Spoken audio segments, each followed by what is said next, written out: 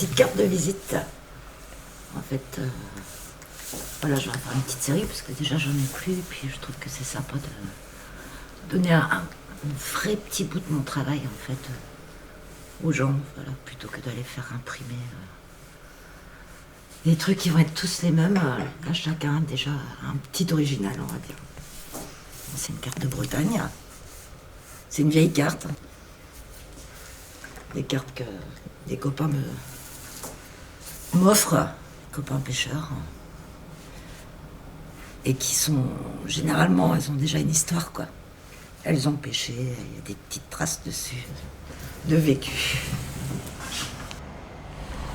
Moi, je suis de Brest, j'ai effectivement toujours vécu au bord de la mer. Et puis, c'est quand même un petit peu ce qui me fait vibrer, on va dire. C'est la mer, quoi. Mais avec toujours l'homme qui y travaille.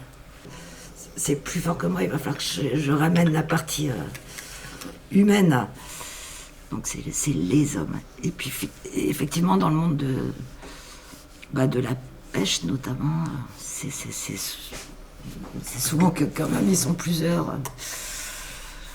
Ils ont besoin d'être plusieurs, en tout cas dans le monde de la pêche qui me parle, qui est plutôt la pêche sur des gros bateaux, quoi. C'est pas le petit pêcheur qui va dimanche sur son caillou, même si ça reste beau aussi sûrement, mais moi c'est plus le monde du travail en fait.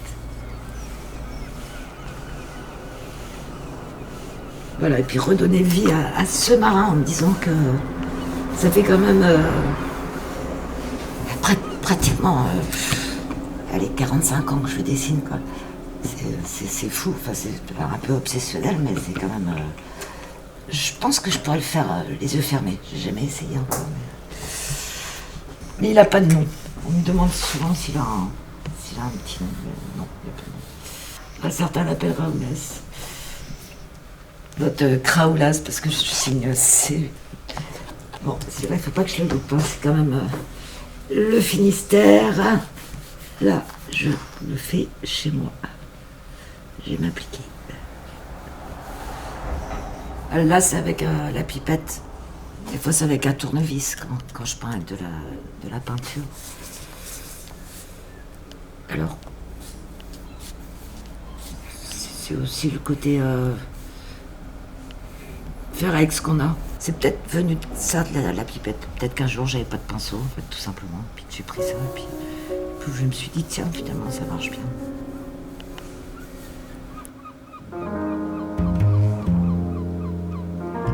Je sais pas combien de fois je l'ai dessiné ce podium. Mais des milliers de fois, c'est sûr. Quand j'étais gamine, il était comme ça en fait. Je suis revenue à ce que je faisais gamine. Puis il est passé par des périodes beaucoup plus joufflues, joviales, moins secs. C'était bien aussi, mais c'était autre chose, quoi. Des périodes plus sophistiquées. Il a même eu des yeux à un moment. Voir une bouche. Et puis en fait, je sais pas, il est revenu à la simplicité, quoi. Une fois, il y a un pêcheur qui m'a un peu mouché, on va dire, parce que justement, quand on parlait de différentes périodes de mes marins, et c'est un bon copain, Laurent, qui vient là et qui dit ouais, ils sont plus comme ça les marins.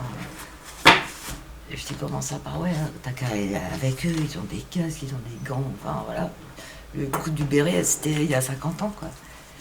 Et du coup, bah là, il m'a piqué, et puis j'ai embarqué avec un gros bateau de la Scapèche. Je suis partie en Nord-Écosse, et puis voilà, avec une campagne de pêche de 15 jours, puis j'ai fait ça 2 fois parce que j'ai trouvé ça génial. Puis, en est né mon deuxième marin, lui, alors casqué, ganté, botté,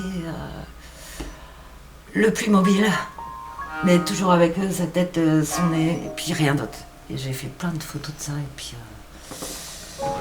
j'en ai fait une expo qui s'appelait Deep Sea, qui traitait vraiment de la pêche au grand fond en Nord-Écosse. C'était super intéressant, c'était chouette. Ça m'empêche pas de le retrouver celui-là avec son béret vissé sur la tête, comme disait mon copain, mais bon, c'est le même. Voilà. Sauf que là, il est pas en nord Écosse, mais au large de Groix, on va dire.